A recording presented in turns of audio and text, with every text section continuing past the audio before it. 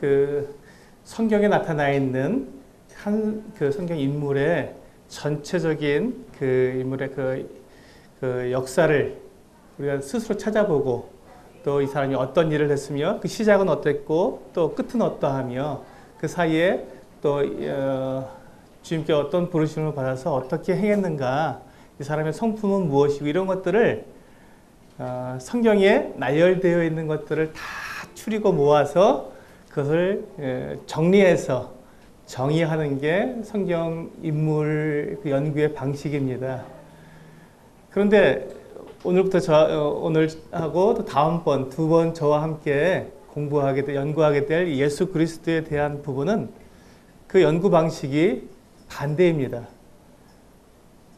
왜냐하면 우리가 예수 그리스도에 대해서 이분이 누구신지 어떤 분인지에 대해서 우리가 연구할 것이 아니라 성경에 이미 정의되어 있습니다. 예수님이 어떠한 분이시고 누구신지에 대해서 이미 정확하게 정의가 되어 있기 때문에 우리가 연구하고 오늘 이렇게 예수 그리스도에 대해서 우리가 살펴보고 연구하는 그 목적은 무엇이냐면 예수님이 누구신지를 알아보는 것이 아니라 성경에서 이미 말씀해 놓고 정의해 놓고 있는 예수 그리스도에 대해서 정말 그러한가 하고 우리가 확인해 보고 또 그것을 통해서 우리가 이미 예수 그리스도가 어떤 분인지 성경에서 우리에게 제시해 주고 계시기 때문에 우리가 믿고 있고 우리가 그분에 대해서 소망을 두고 있는 것이 정말 그러한가를 확인한 상태에서 우리의 삶을 진행해 나가는, 그래서 그 예수 그리스도께서 누구신지를 우리가 이미 알고 있는 그 부분을 확인해 보는 시간이라고 저는 말씀을 드리고 싶습니다.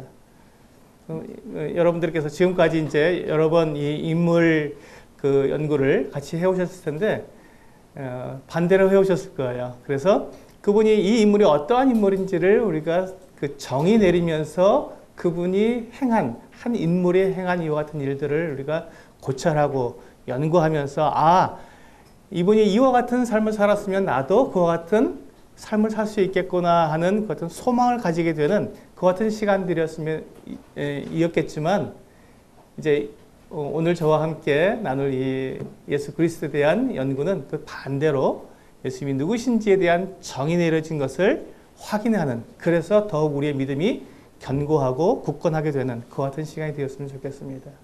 우리 마태복음 16장 말씀을 열어주시면 감사하겠습니다.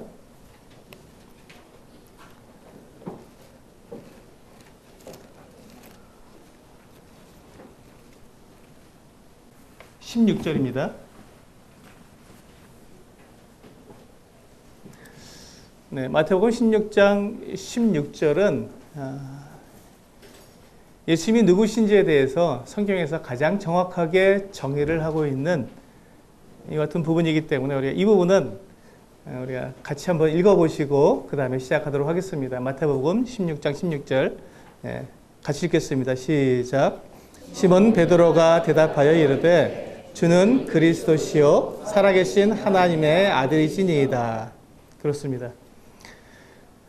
성경에서 분명히 우리에게 말씀해주고 있는 이 부분, 주는 그리스도시요 살아계신 하나님의 아들이시니이다 하는 이 분명한 예수 그리스도에 대한 정의, 이분이 누구신지에 대한 정확한 가르침에 대해서 우리가 이제 이 시간에 이와 같은 것들이 정말 이것이 사실인가 것을 확인해 보는 시간으로 가겠습니다. 그럼 여기서 지금 나타나고 있는 예수 그리스도가 어떠한 분인지에 대해서 두 가지로 말씀하고 있습니다. 첫째, 주는 그리스도시라는 말씀입니다. 예수님은 그리스도이십니다. 이 그리스도라는 말씀은 메시아, 구원자라는 뜻이죠. 그래서 예수님이 과연 구원자로서 이 세상에 오신 분이신가? 예수님은 우리를 구원하실 구원자가 맞으신가 하는 것들을 우리가 이 시간 살펴보게 될 것입니다. 그 두 번째, 주는 그리스도시요 살아계신 하나님의 아들이시니이다 했습니다. 그래서 예수님은 하나님의 아들이신가 하는 이 부분. 그러니까 우리가 지금 오늘 이 6시간 강의와 또 다음번 6시간 강의를 통해서 여러분들이 확인해야 될 것은 이 두 가지입니다. 예수님은 과연 메시아가 맞는가? 구원자가 맞는가? 그리고 예수님은 과연 하나님의 아들이 맞으신가? 하는 이와 같은 부분입니다. 일반적으로 많은 분들이 예수님이 구원자라는 것에 대해서는 큰 이견이 없습니다. 왜냐하면 예수님께서 그것은 몸으로 행하신 것이고 십자가에서 죽으신, 대속하신 이와 같은 부분들에 대해서는 너무 정확하게 나와 있기 때문에 많은 분들이 학자들 사이에서도 예수께서 메시아다, 구원자다 하는 부분에 대해서는 크게 이견이 없습니다. 그런데 그 두 번째, 하나님의 아들이다 하는 부분에 대해서는 상당히 많은 그런 이견들이 있습니다. 여러분 좀 생소하실 수도 있겠지만 이 시간은 제가 말씀을 전하는 시간이 아니라 이게 세미나 시간이기 때문에 이러한 부분들까지 제가 이제 오픈해서 여러분들과 함께 교제할 것 같은 내용이라고 제가 생각이 됩니다.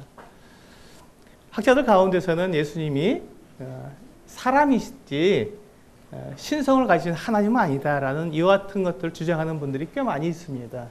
왜냐하면 이 예수님께서 만약에 신성과 인성을 동시에 가지신 분이라면 우리의 이성으로는 그것을 해결할 수 없는 논리적인 어려움이 있기 때문에 하나님 예수 그리스도를 우리의 논리로 이해하려고 하는 그와 같은 시도를 하다 보니까 이게 안 되는 거예요. 그러니까 우리가 이해할 수 없는 그 부분을 이해하려 하지 않고 그 한 부분을 잘라낸 것이죠. 신성을 잘라내고 인성만, 성경에 기록되어 있는 예수 그리스도의 그 인간됨, 그래서 역사적 예수라고 하는 그런 이름으로 많은 분들이 예수님의 이 땅에서 살아계신 성육신하신 사람 되신 예수님에 대해서는 분명하게 그들이 이야기하고 믿고 있지만 그분이 하나님의 아들이다라는 부분에 대해서는 많은 분들이 또 믿지 않는 분들도 있습니다. 근데 성경은 과연 우리에게 무엇을 가르쳐주고 있는가? 그분이 정말 하나님의 아들이심을 우리들에게 가르쳐주고 있는가? 만약 그런 분들하고 여러분들이 만났다면 그런 분들에게도 당연하게 예수님이 하나님의 아들이신 것을 나는 어떻게 증거할 수 있겠는가 하는 부분들에 대해서 우리가 이 시간 이 예수님에 대한 성경 인물을 예수님 편에 대해서 연구하심으로써 그 부분에 대한 분명한 확신을 갖고 우리가 살아갈 뿐만 아니라 또 전할 수 있는 그 같은 시간이 되었으면 좋겠습니다. 우리가 이와 같이 예수 그리스도께서 하나님의 아들 되심을 믿는 것이 왜 중요하냐면요. 우리 요한일서 5장을 열어서 한번 보시겠습니다.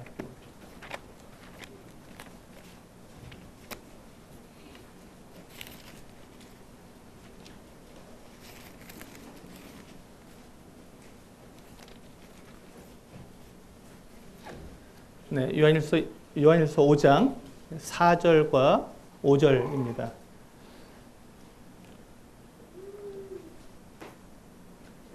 요한일서 5장 4절과 5절 우리 한 목소리로 같이 읽겠습니다. 시작.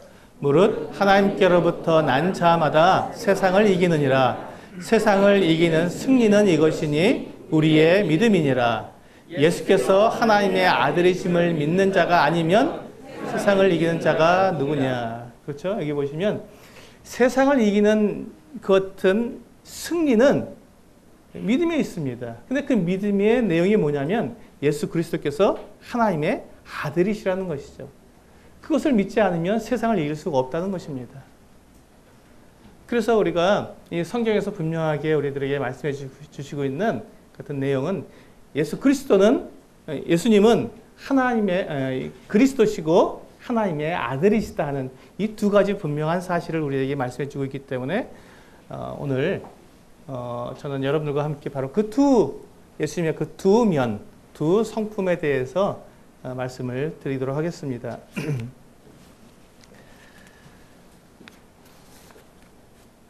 네, 우리 규제를 다 받으셨을 텐데 이 규제 내용 중에는 제가 이제 강의를 진행하는 중에 이렇게 수정해야 될 부분들이 있습니다. 오타도 있고 제가 이제 수정해야 될 부분이 수정이 안 된 부분도 있는데 같이 잘 따라오시면서 나눠봤으면 좋겠습니다.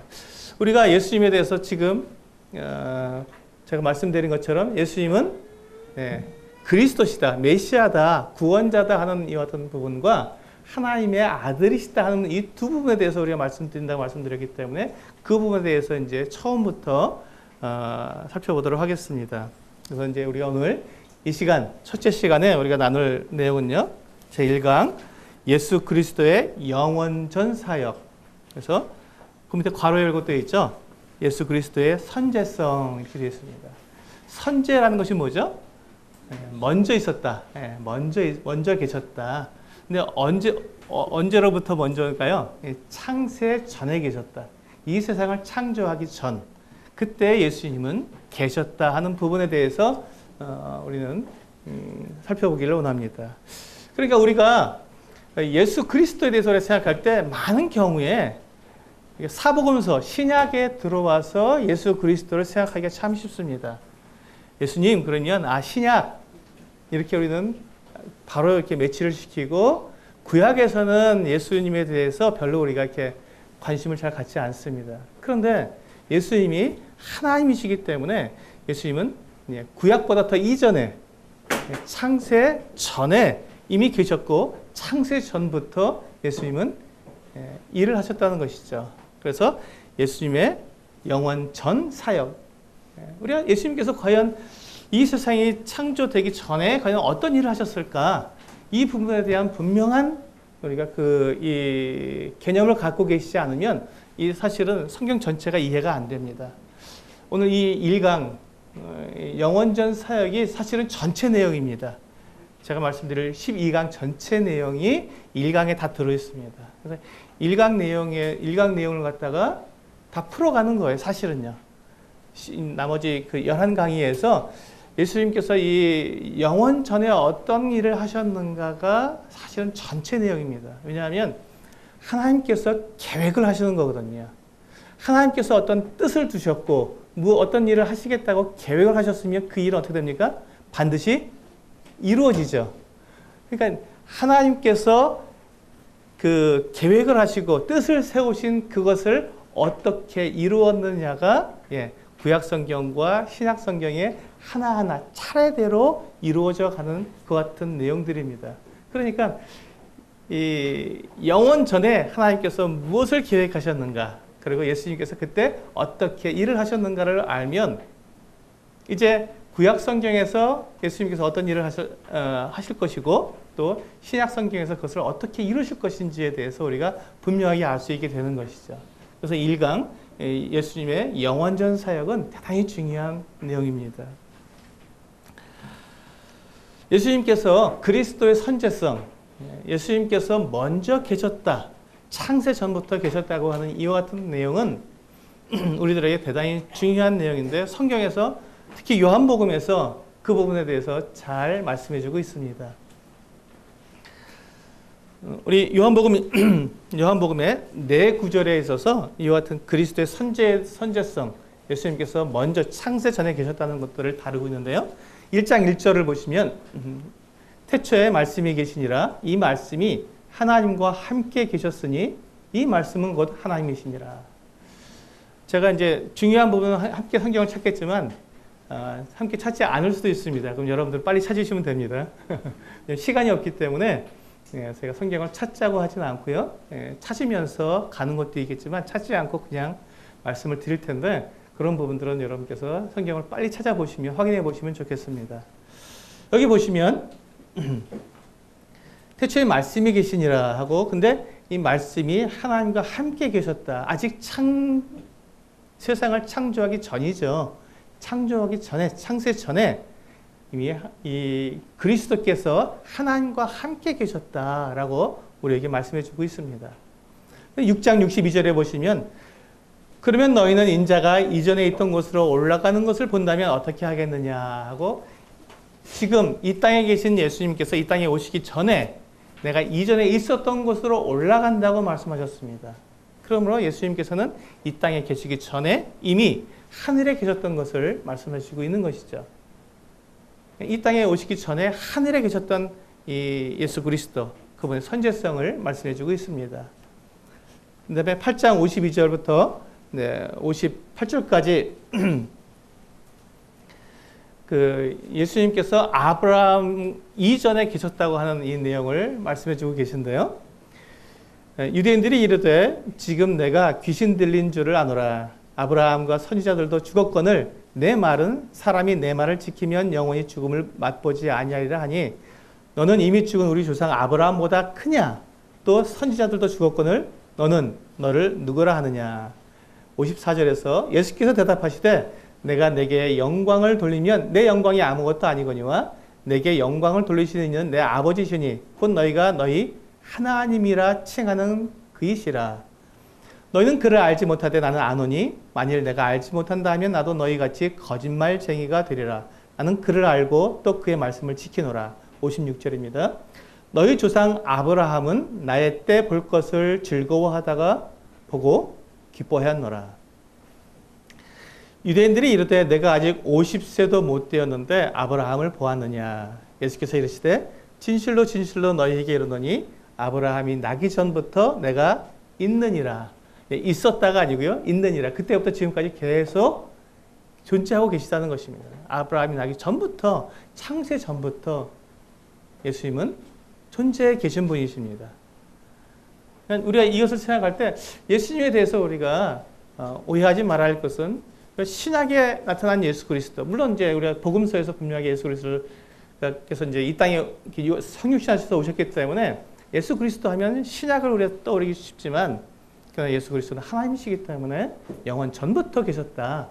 영원 전부터 존재해 계시고 한 번도 그분이 계시지 않은 적이 없다. 이 땅에 오셔도 그분은 여전히 하나님이셨다 하는 이 부분에 대해서 우리가 반드시 기억하고 있어야 한다는 것입니다. 그리고 마지막에 17장 5절이죠. 17장 5절에 보시면 주님께서 아버지께 기도하시는 이와 같은 기도의 내용입니다. 아버지여 창세전에 내가 아버지와 함께 가졌던 영화로서 지금도 아버지와 함께 나를 영화롭게 하옵소서. 여기서 보시면 아버지여 창세전에 주님이 아버지와 함께 가졌던 이렇게 되어 있는데 여기서 가졌던이라는 말, 함께 가졌던이라는 이 단어가 원어적으로는요 그냥 계속 누리고 있었다. 여기 보시면 그렇게 되어 있죠. 아버지와 동등한 영광을 항상 누리고 계셨다라는 이 동사로서는 미완료 과거다 이렇게 되어 있습니다. 아직 끝나지 않은, 계속 지금 이어지고 있는 그와 같은 동사의 시제를 나타내고 있다라고 말씀하고 있습니다. 아무튼 이 모든 이 네 구절을 통해서 예수님은 이미 창세 전부터 계셨고 지금까지 한 번도 그분이 계시지 않은 적이 없고 계속해서 계셔 오셨다는 것입니다. 그 그리스도의 선지에 대한 두 가지 견해가 있습니다. 이제 바로 이제 나오게 되거든요. 예수님께서 과연 하나님이냐 하나님이 아니냐 하는 이 부분이 바로 여기서 나오게 됩니다. 성경 신학자들은 그리스도의 선지에 대해서 두 가지로 분류될 수 있는데 하나는 역사적인 선지를 궁극적으로 인정하는 해석과 다른 하나는 소위 이념적으로만 선지했음을 인정하는 해석, 즉 선지는 하나님의 마음속에만 있었고 삼위 가운데 구분된 위격으로는 실제 하는 것은 아니었다는 것이다. 이념적인 선지를 주장하는 것은 물론 그리스도의 신성을 부인하는 것이다. 좀 복잡하죠? 말이 복잡한데 따끔끔 예수님께서 선지했다는 것은 가상이고 가상적으로 그럴 수도 있다. 왜냐하면 이분이 하나님께로부터 오셨다고 하는 분이니까 여러분 나중에 이제 계속해서 보겠지만 예수님께서 이 땅에 성육신하신 이후에 사람들과 계속 바리새인들과도 이제 그 대화를 나누시는 모든 과정 가운데서 예수님께서 하나님께로 오신 분이라는 것은 인정을 합니다. 근데 그것을 하나님으로서 인정하는 것이 아니라 선지자로서 인정을 하는 것이죠. 근데 너무 특이한, 너무 놀라운 선지자의 능력이 정말 크신 분이에요.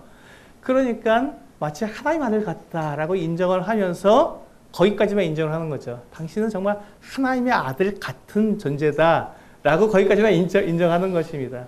그러니까 거기까지 인정할 때 그렇다면 하나님께서 당신을 예정할 때, 당신을 이제 보내려고 계획하셨을 때 마음속으로만 하나님은 유일한 딱 한 분이고 삼위일체 하나님 아니다. 그냥 유일한 하나님밖에 없고 제2위, 제3위는 없다라고 말하면서 지금 이렇게 가상적인 하나님의 아들을 생각해 놓고 거기에 대해서 그렇기 때문에 예수님은 다만 하나님께서 준비해 놓으신 위대한 선지자다라고 이야기하는 것입니다.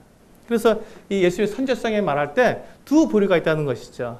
정말 하나님으로서 그 성삼위일체의 제2위이신 하나님으로 계신 선지하신 분이다라고 하는 그런 학자들도 있고, 그렇지 않다, 이건 가상이다라고 이야기하는 학자들도 있다. 이렇게 둘로 나눠진다는 것입니다. 그래서 이제 우리가 이런 부분들에 대해서 우리가 생각하는, 이제 우리가 그 교회에서 우리 특히 이제 우리 모임에서는 예수 그리스도의 하나님의 아들 되심에 대해서 전혀 의심하지 않습니다. 그걸 당연하게 우리는 가르치고 있습니다. 그러다 보니까 이제 우리가 그 우리와 같지 않은 믿음을 갖고 있는 사람들을 만났을 때 당황하게 되는 거죠. 어떻게 교회를 다니면서 예수 믿는다면서 어떻게 예수님이 하나님의 아들이신 것을 안 믿어? 그럴 수도 있는 거야? 라고 우리가 당황하게 되는데, 당황하실 필요가 없다는 것이죠. 그런 사람들도 있다는 것입니다. 미리 생각하시면 좋겠습니다. 그런 분들도 있다는 것이죠. 그래서 우리의 믿음이 어디에 있는가, 우리가 종교성에 있는지 정말 하나님을 믿는 신앙에 있는지를 다시 한번 우리가 확인할 수 있는 것이죠.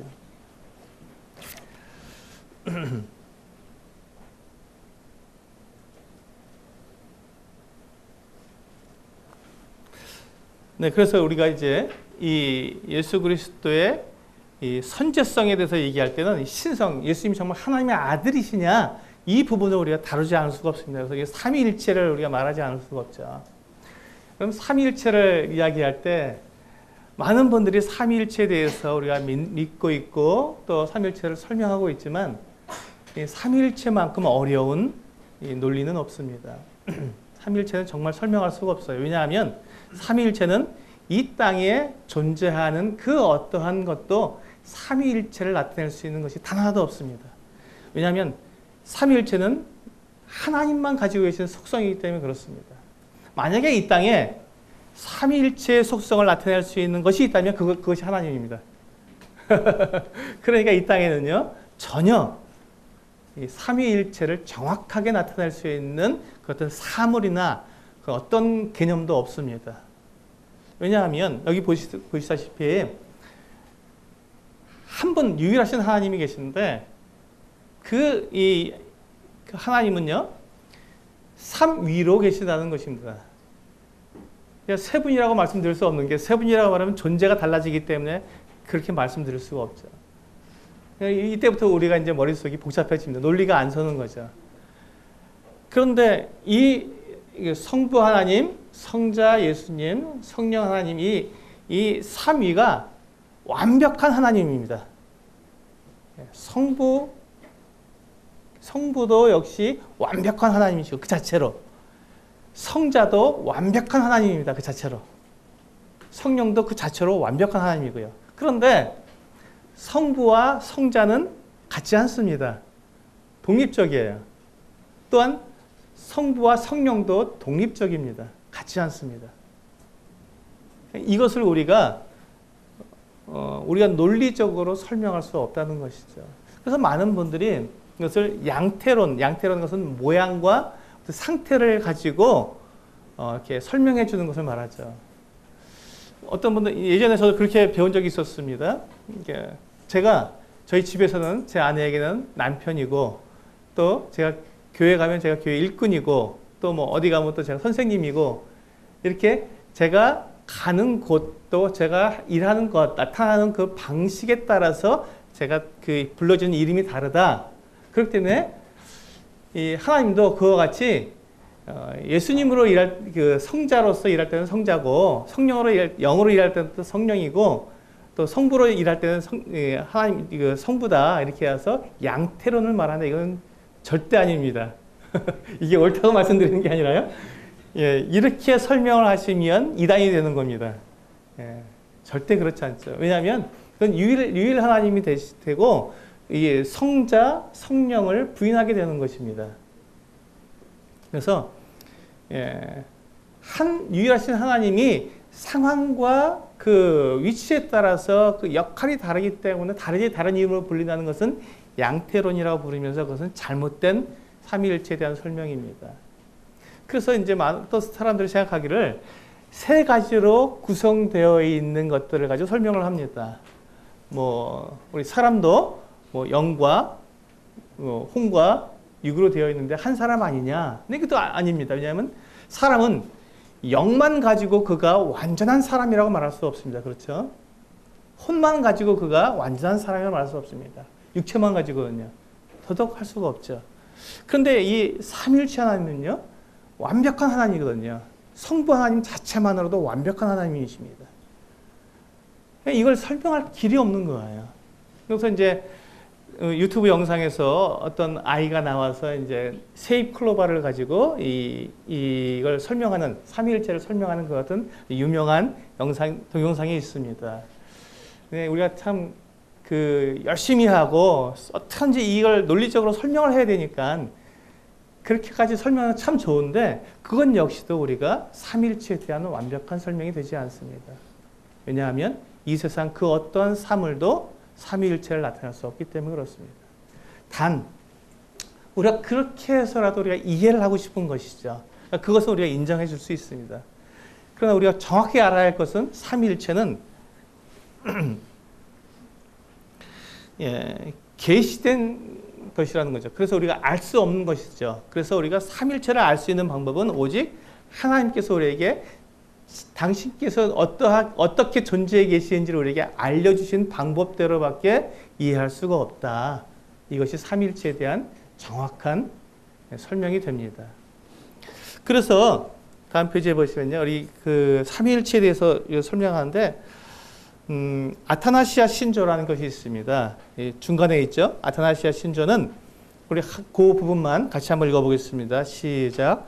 우리는 삼위일체 안에 유일한 하나님과 통일성 안에 삼위일체 하나님을 경배하지만 그 위들을 조금도 혼동하는 일이 없으며 실체를 분리하는 일도 없이 경배하고 있다.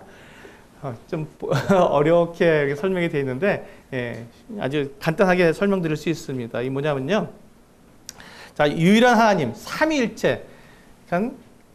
이게 제가 이제 좀 이단적인 얘기지만요. 셋으로 구분되어 있다. 그렇죠? 셋으로 구분되어 있는 하나님이 어떻게 되고요?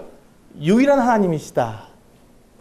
요거 이해가 되시죠? 제가 셋으로 구분되어 있다는 것을 제가 이게 여러분들 오해하지 않도록 제가 이단적인 말이라고 말씀드렸습니다. 그러니까 셋으로 구분될 수 없는 것이죠. 근데 구분은 되어 있어요. 이게 우리가 논리가 어렵지만, 근데 이 삼위가 완벽한 유일한 하나님이라는 것이죠. 근데 이 통일성을 가지고 계신 이 하나이신 그 하나님께서 어떻게 계신다고요? 삼위로 존재하신다는 것입니다. 그래서 하지만 우리가 바로 이 삼위일체 하나님을 경배하지만 그 위들을 조금도 혼동하지 않는다. 성부 하나님과 성자 예수님을 우리는 혼동하지 않습니다. 구분되어 있다는 걸 우리는 압니다. 그렇죠? 그걸 구분할 수 있습니다. 그리고 또 이 실체를 삼위일체 대신 유일하신 하나님을 분리해서 성령 하나님, 또 성부 하나님, 성자 하나님 세 분의 하나님을 섬긴다고 우리 말하지 않습니다. 우리가 섬기는 하나님이 세 분의 하나님 섬깁니까? 이건 이단이죠. 우리는 유일하신 한 하나님을 섬깁니다.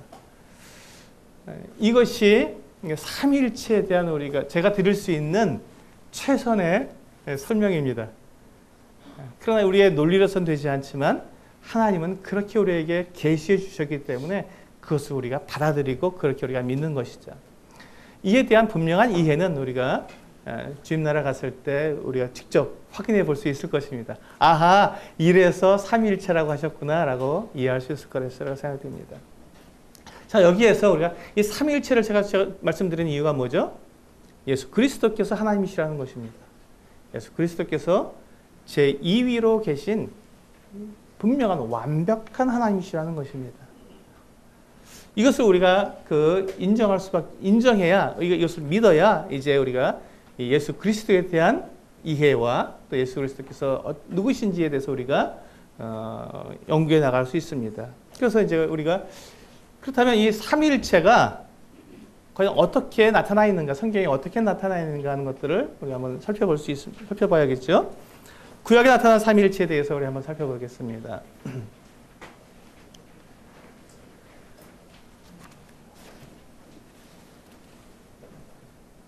네, 구약 성경에 이 삼일체에 대해서 말씀하고 있는데요.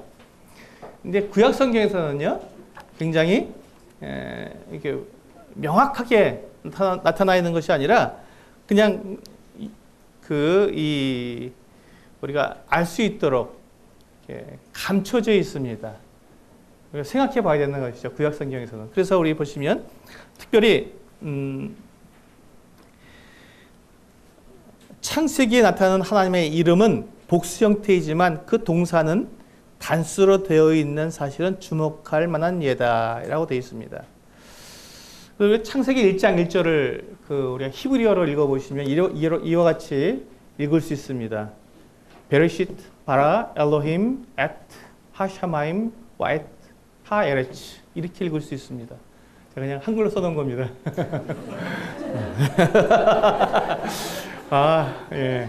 저도 히브리어 읽을 수 있는데요. 그래서 실수하지 않으려고 한글로 썼습니다. 여기 보시면 베르시트라는 말은 태초에 처음에 라는 말입니다. 부사죠. 시간 같은 부사고요. 그 다음에 바라라고 하는 말이 있는데 이게 동사입니다. 이 바라라는 말은요, 동사인데 이게 창조하다라는 뜻을 가진 칼이라는 동사랍니다. 뭐 히브리어를 배우신 분들은 알겠지만 이게 저도 잘 모르겠습니다. 칼 동사로서 완료형 3인칭 남성 단수의 기본 형태다. 그러니까 3인칭 남성 단수라는 것이죠. 그런데 제가 방금 읽어드린 것처럼 베레시트 바라 그 다음에 나오는 엘로힘이라는 말이 있는데요. 엘로힘이 하나님이라는 말입니다. 근데 이 하나님이라고 하는 이 엘로힘은요, 히브리어에서는 맨 뒤에 임으로 끝나게 되면, 명사가 임으로 끝나게 되면 복수 형태입니다. 그러니까 이 지금 엘로힘은 우리가 복수 형태로 되어 있는데 동사는 단수로 쓰고 있어요. 왜 이렇게 했느냐 하는 것을 이제 학자들이 얘기하는 가운데서 이것은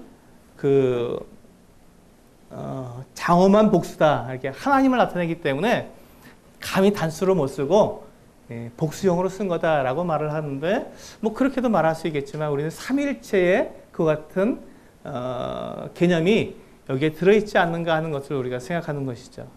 복수 형태로 되어 있는 이 하나님을 단수의 동사로 봤기 때문에 삼위로 계신 삼위이신 하나님께서 한 분, 유일한 한 분으로 일을 하신다는 것을 우리는 여기서 볼 수 있다는 말이 됩니다. 네. 그리고요, 그 다음에 나오는 이제 맨 마지막에 보시면 맨 밑에 줄에 보시면요, 여호와 사자는 성육신하기 이전에 로고스를 가리킨다. 근데 몇 번에 이게 여호와의 사자라는 말이 구약 성경에 쭉 나타나는데 그 중에 학개서 1장 3절은 학개 자신을 하나님의 사자로서, 여호와의 사자로서 자신을 나타내기 때문에 이것만 예외고요. 나머지 여호와의 사자라고 나타나 있는 그 지칭은 바로 그 로고스를 가리킨다. 로고스는 이제 우리가 요한복음 1장에서 이제 그 말씀이다라고 말씀하고 있습니다. 제 2위이신 성자 예수 그리스도를 나타내는 말이 되겠죠. 그래서 우리가 이와 같은 것들을 보게 될 때 이 구약 성경에서도 우리가 희미하지만 그 하나님께서 이 삼위로 계시는 것들을 우리가 알 수 있다라고 말할 수 있습니다. 그리고 이제 신약으로 넘어오게 되면 굉장히 분명하게 구분이 됩니다. 신약에 넘어오게 되면요. 신약 성경에서는 이제 구약에서는 삼위일체는 암시적으로 나타나지만 신약에서는 매우 선명하게 나타나고 있다. 그래서 첫 번째, 주님께서 이 침례를 받으실 때 주 예수님 위에 성령이 임하시고 하늘에서 하나님의 음성이 들리죠. 그리고 예수님께서 계시고요. 그래서 삼위일체의 하나님께서 이렇게 함께 존재해 계시는 것들을 우리는 볼 수 있습니다. 두 번째, 주님께서 기도하실 때 그 다른 보혜사를 보내달라고 하는, 하나님께 내가 하나님의 처음 하나님께서 보내신 보혜사이고 또 다른 보혜사를 보내달라고 하는 이와 같은 기도를 하시면서 성부 하나님과 성자 하나님과 또 이 성령 하나님을 이렇게 나타내 보여주시는 것들을 볼 수 있습니다. 또 세 번째, 그리스도의 명령. 우리가 이제 예수님께서 부활하신 이후에 승천하시기 전에 제자들에게 지상 대명령, 가장 높고 가장 큰 명령을 내려주시는데, 그때 이 모든 민족을 제자로 삼아서 침례를 주라고 이렇게 명령하십니다. 그때 그 침례를 주는 그 이름이 뭐냐면, 아버지와 아들과 성령의 이름으로 침례를 주라고 명령하고 있습니다. 그래서 이 하나님의 이름으로 침례를 베푸는데, 하나님을 이렇게 삼위로 분명하게 드러내고 계신 것을 우리가 여기서 알 수가 있습니다.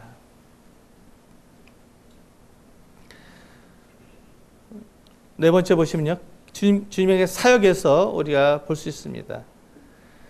아버지와 아들과 성령께서 사역에 있어서 연합하신 방법에서 나타난다고 말씀하고 있습니다. 그러니까 이 주님께서 이제 계속해서 이제 행하시는 모든 것들을 볼 때, 주님은 홀로 일하시지 않고 아버지와 함께 일하시고 또 성령과 함께 일하시는 것들을 계속 반복해서 말씀하고 있습니다.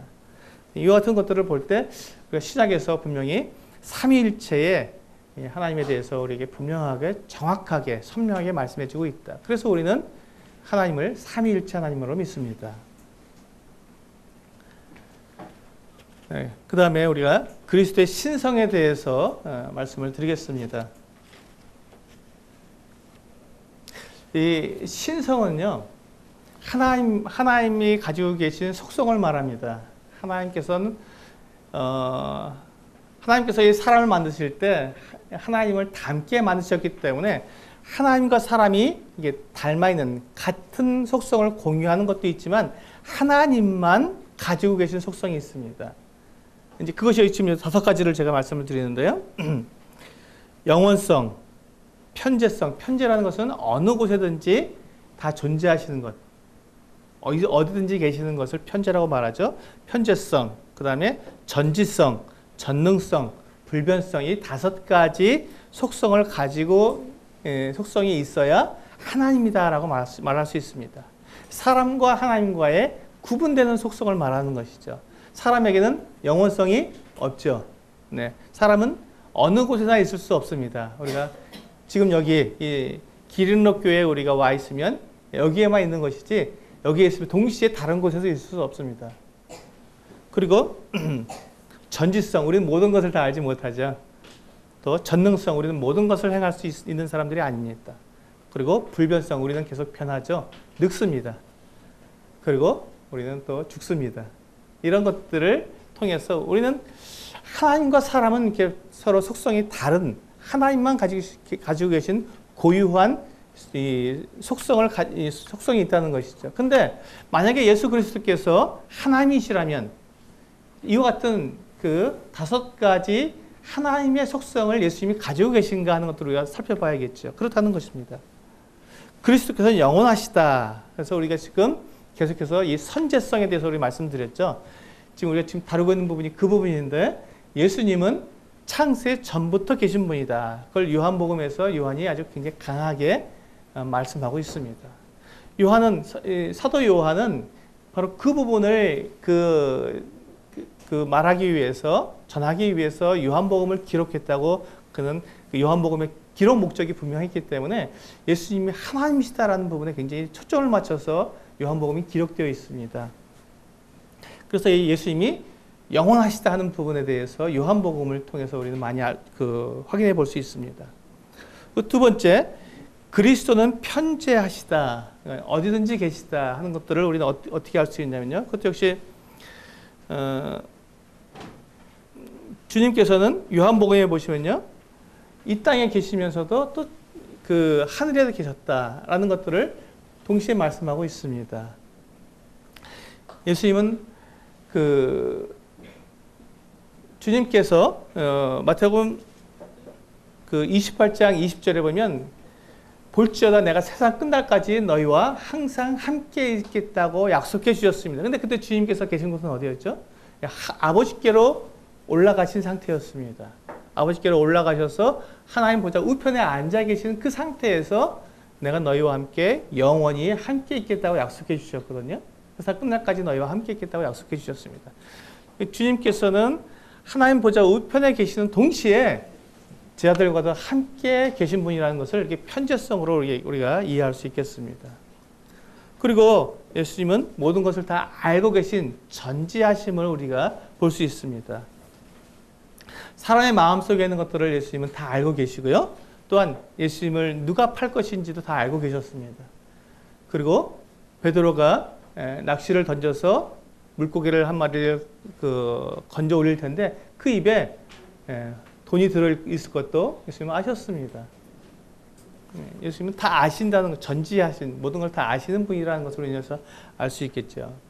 그 다음에 우리는 예수님께서 전능하시다. 예수님은 계시록 1장 8절에서 나는 전능한 자라라고 분명히 말씀하고 계시고요.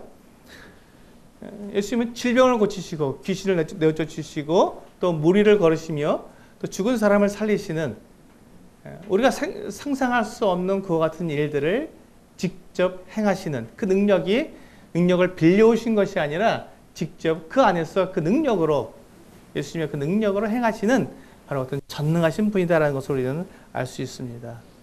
여기서 이제 우리는 네 가지 봤고요. 마지막으로 예수님의 그 신성이 마지막 다섯 번째 그리스도는 불변하시다라는 것을 우리는 생각할 수 있습니다. 예수님은 불변하신 분이라고 히브리서에서 말씀하고 있죠. 어제나 오늘나 영원토록 동일하시다고 우리에게 말씀하고 있습니다. 그래서 우리가 예수 그리스도께서 과연 이와 같은 신성, 다섯 가지 신성을 그대로 가지고 계신 분이라면 그분은 우리가 분명히 하나님의 아들이시고 하나님이시라는 것을 우리는 고백할 수 있는 것이지요.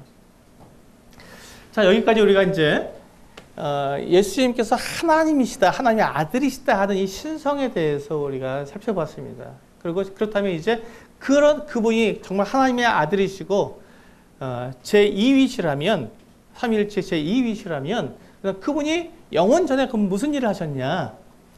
여기 보시면요. 첫 번째 1번 그리스도의 창조사역. 예수님께서는 이 세상을 창조하시는 창조자시라는 것입니다. 요한복음 1장에서 분명히 주님께서 이렇게 말씀하셨죠. 말씀이 창조자시라고 분명히 말씀하고 있습니다. 우리가 이제 그 예수님께서 창조자라는 것을 우리가 생각했을 때, 그러면 두 번째 보시면요. 이 예수님께서 창조자라는 것을 우리가 인정했을 때 무엇이 되냐면, 창조하기 전에 계획을 세우셨다는 이 부분이 대단히 중요합니다. 우리는 주님께서, 하나님께서 이 세상을 창조하실 때 즉흥적으로 창조하셨다고 믿지 않습니다. 그렇죠? 하나님께서는 완벽하게 계획하시고 완벽하게 설계하셔서 정확하게 이 세상을 창조하셨습니다. 사람을 만드실 때도 그랬고요. 모든 것들을 다 완벽하게 창조하셨습니다. 많은 사람들이 지금 과학자들이 진화되었다고 말을 합니다. 그것은 뭐냐면 부족한 것이 더 완벽하게 바뀌었다는 말이 됩니다. 그런데 하나님께서 이 세상을 창조하실 때 그렇게 창조하시지 않으시고 완벽하게 창조하셨습니다. 완전하게. 왜냐하면 완전한 계획을 세우셨기 때문에 그렇습니다. 그래서 하나님께서 완전한 세상을 만드셨을 때 하나님께서는 먼저 그것에 대한 계획을 가지고 계셨다는 것이죠. 그래서 창세기에 보시면 자, 우리의 형상을 따라 우리의 모양대로 우리가 사람을 만들자라고 이렇게 계획을 하셨던 삼위일체 하나님께서 계획을 세우셨던 이와 같은 장면이 나옵니다. 그렇습니다. 이 예수님은 이 세상을 창조하실 계획을 세우시고 우리 사람을 만들 계획을 세우시는 것을 창세 전에 가지셨다는 것입니다. 이 계획을 가지신 분이다. 그렇다면 이 계획을 가지신 분이라면요, 계획은 시작만 계획을 하시는 것이 아닙니다. 우리 사람은 때때로 어떤 시작만 계획할 수 있습니다. 끝을 모르니까, 전지하지 않기 때문에 끝을 모르니까 시작하는 부분에서만 계획을 할 수 있습니다. 그런데 하나님은요, 계획을 하실 때 어디까지 계획하십니까? 네, 마지막까지 계획을 하십니다. 그래서 완전한 계획을 세우신다는 것이죠. 그렇기 때문에 이 계획을 세우실 때 3번에 보시면 인간의 타락을 알고 계셨다는 것입니다. 사람이 범죄할 것을 이미 알고 계셨어요. 이미 알고 계셨기 때문에, 그렇다면 하나님께서 인간의 타락을 알고 계셨다면 그거에 대한 대응책이 있어야 되지 않겠습니까? 그것도 그럼 계획하셨을까요? 예, 물론입니다. 그것을 계획하셨던 것이죠.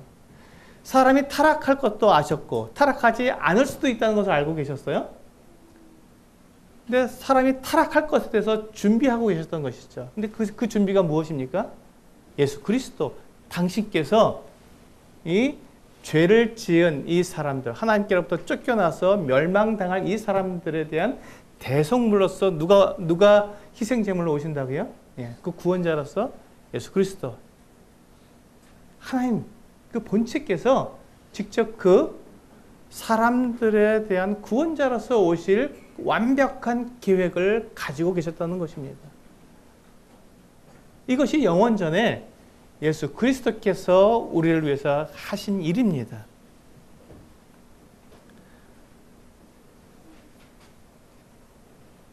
그래서 예수님께서는 그 구속 계획을 정확하게 모든 조건들을 다 이루시기 위해서 완벽한 계획을 세워놓으시고 어떻게 하셨습니까?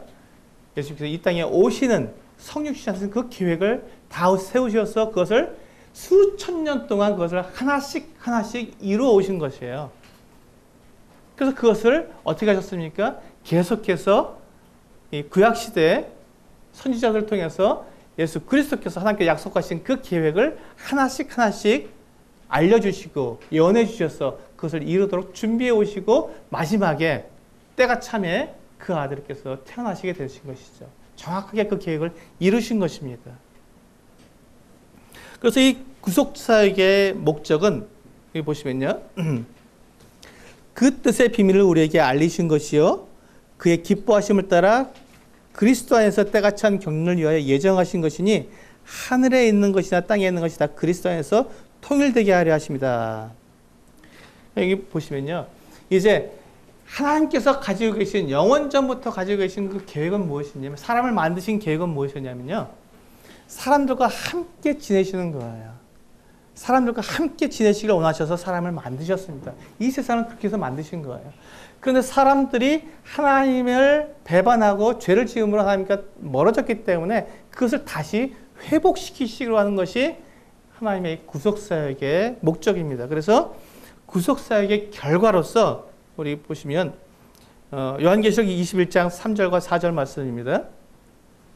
내가 들으니 보좌에서 큰 음성이 나서 이르되 보라 하나님의 장막이 사람들과 함께 있음에 하나님이 그들과 함께 계시리니 그들은 하나님의 백성이 되고 하나님은 친히 그들과 함께 계셔서 모든 눈물을 그 눈에서 닦아주시니 다시는 사망이 없고 애통하는 것이나 곡하는 것이나 아픈 것이 다시 있지 아니하리니 처음 것들이 다 지나갔음이로라. 여기 보시면 마지막 하나님께서 이 모든 이 인간 세상의 모든 경륜을 다 마치시고 마지막 장면이 바로 이 장면입니다. 하나님께서 사람들과 함께 계시는 이 장면. 이 장면이 어디로 가야 된다고요? 예, 창세기 1장으로 넘어가는 겁니다. 그래서 사람을 만드신 그 목적이 하나님이 사람들과 함께 지내시기를 원하셨는데 그 목적을 사람들이 실패를 했고 또 사단이 방해를 했고 그리고 그 모든 것들을 통해서 하나님께서 결국 하나님의 계획을 완전히 이루신다는 것이죠. 그 사이에 예수 그리스도의 구속사역, 성육신 하시는 이 사역이 예수 그리스도의 사역으로서 이 성경에 드러나 있는 것이지요. 이것이 이제 우리가 오늘 예수 그리스도께서 왜 이 땅에 오셔야 했으며 왜 사람이 되셔야 했는지 그분이 왜 구원자이며 왜 하나님이신지 그것에 대해서 우리가 알아보고 있는 그 같은 내용이 되겠습니다. 네. 1교시는 여기까지 하시고요. 네. 10분 쉬었다가 2교시 시작하도록 하겠습니다.